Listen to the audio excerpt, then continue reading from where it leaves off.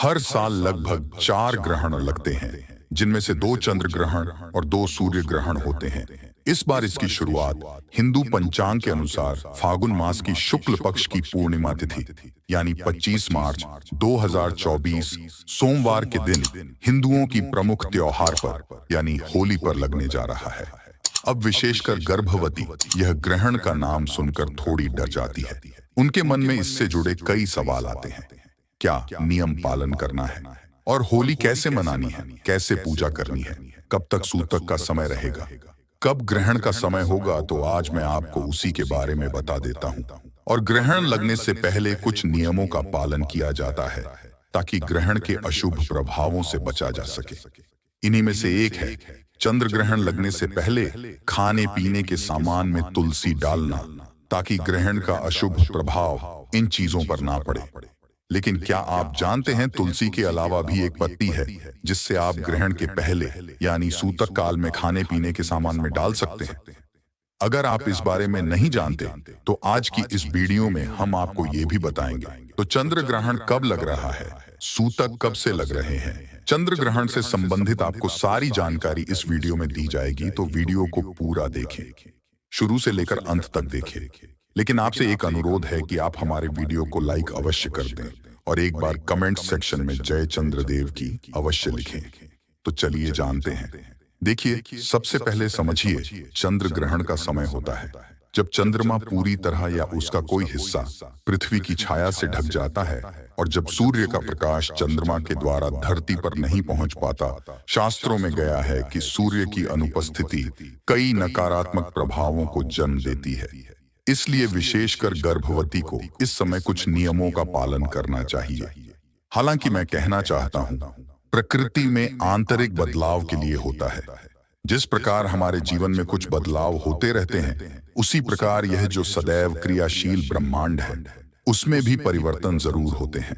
पर गर्भवती यह समझ ले कि ब्रह्मांड में कोई ऐसी शक्ति नहीं है जो आपके लिए कुछ भी बुरा चाहेगी, और खासकर तब जब आप इस दुनिया में एक नया जीवन ला रहे हैं, भगवान की सर्वोच्च कृति मानव रूप गढ़ रहे हैं।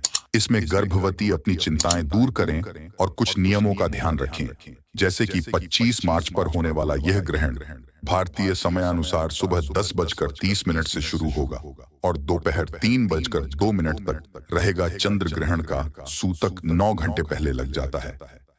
ना तो अक्वान तो आज का वीडियो सभी माताओं के लिए है जो भारतीय मान्यताओं के अनुसार ग्रहण के नियम जानना चाहती हैं। आज बहुत सी गर्भवती माताएं विभिन्न देशों से हमारा वीडियो देख रही हैं, तो समय का कोई भी कंफ्यूजन क्रिएट किए बिना मैं आपको बताऊं कि आप अपने देश के अनुसार जो भी ग्रहण का समय हो उसके पहले आप नहा लें। नहाने के बाद काले कलर के अलावा कोई भी कलर के कपड़े पहन सकती है। अधिकतर जगह ग्रहण के कपड़ों को दान करने का विधान बताया जाता है, इसीलिए आपका विचार करके ही कपड़े पहने। उसके बाद समय आप घर से बाहर ना निकले। कमरे के पर्दे अच्छे से लगा लें ताकि चंद्रमा की रोशनी आपकी कमरे के अंदर प्रवेश ना कर पाए।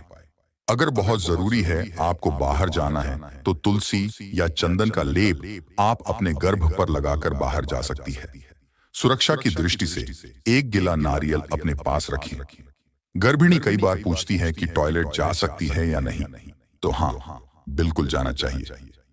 प्राकृतिक बेगू को रोकना आपके शरीर और संतान के शरीर के लिए बिल्कुल भी सही नहीं है। मुझे लगता है कभी पूर्व में यह नियम बनाए गए होंगे जब घर में टॉयलेट नहीं होते थे, पर आज ऐसी कोई भी नियम का पालन करना उचित नहीं है। अगर आपके देश में ग्रहण दिख रहा है तो अब ग्रहण के समय से पूर्व दूध, दही, फल, सब्जी सभी में दाग या तुलसी के पत्ते डालने आप तुरंत पकाकर कुछ भी खा सकते हैं। ड्राई फ्रूट्स, दूध या दही सकते हैं, पानी पी सकते हैं। सुरक्षा के लिए पानी में कुछ तुलसी के पत्ते पहले से डाल लें। देखिए, गर्भावस्था में गर्भिणी को ज्यादा तुलसी खाने के लिए मना किया जाता है, इसीलिए पानी से तुलसी के पत्ते हटा कर पानी पीजिए। फिर कई महिलाएं मुझसे सवाल करती हैं कि किस पात्र में पानी को रखें, तो सबसे बेहतर मिट्टी का पात्र बताया जाता है, क्योंकि अन्य धातु में ग्रहण के समय की हानिकारक तत्वों को अपनी ओर खींचती है। इसलिए मिट्टी का पात्र सर्वश्रेष्ठ है। इस समय जितना संभव हो भगवान का स्मरण करें, अपनी संतान के शुभ भविष्य के लिए प्रार्थना करें।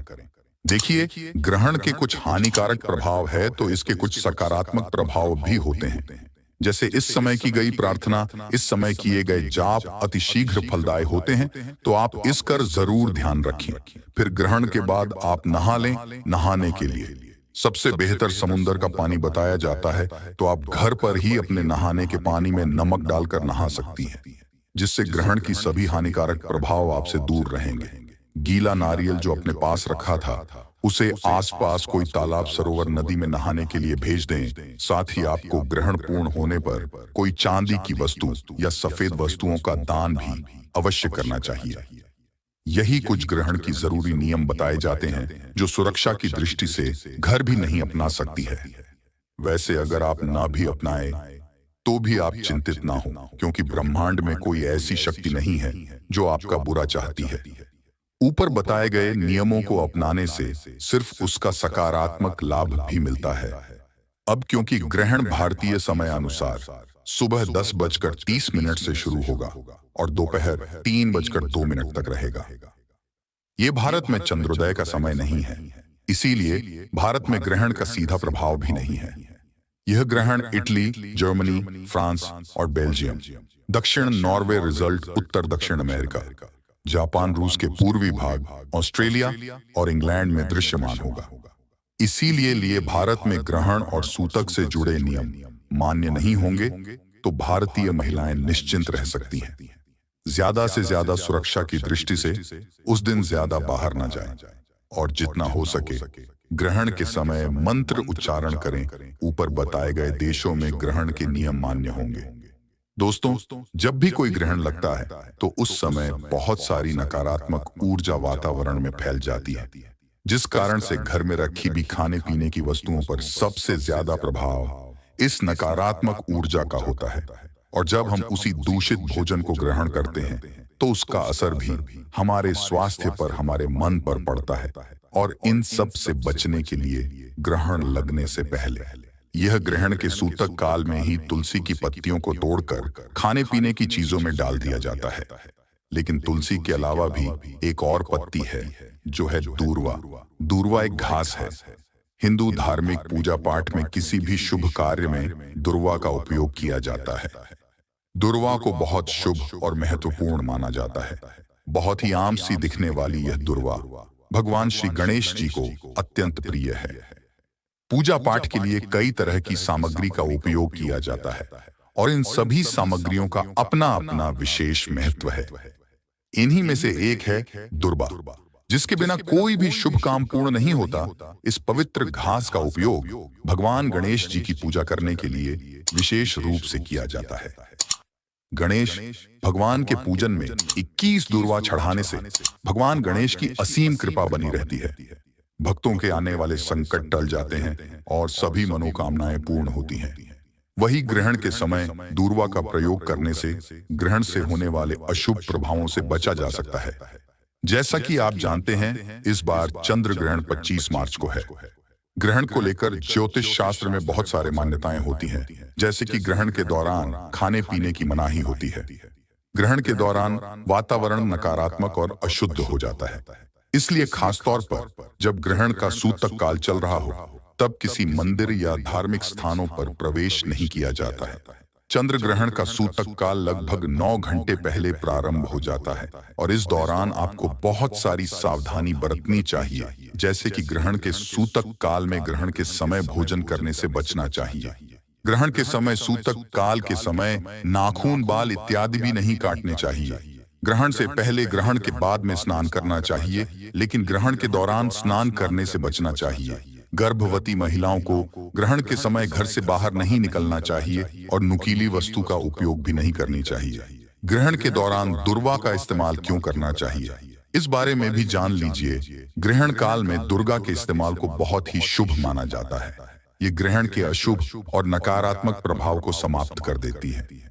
दूर्वा को ग्रहण लगने से पहले खाद्य सामग्री जैसे कि बचा हुआ भोजन, दूध या पानी या फिर मंदिर में रखी प्रतिमाओं को सुरक्षित रखने के लिए किया जाता है।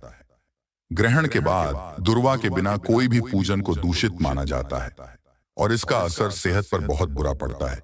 इसलिए पौराणिक कथाओं में दूर्वा को शुद्ध और बहुत ही महत्वपूर्ण माना जाता है। इसलिए कभी भी ग्रहण पड़े तो उससे पहले ही आप दूर्वा का इस्तेमाल जरूर करें। आपको यह जानकारी कैसी लगी? वीडियो को लाइक करके कमेंट बॉक्स में जरूर बताइएगा। हिंदू रिलीजियस टेल्स चैनल को सब्सक्राइब करके बेल आइकन अवश्य ही दबाएं। नमस्कार। जय जय श्री राम। हर हर हर महादेव।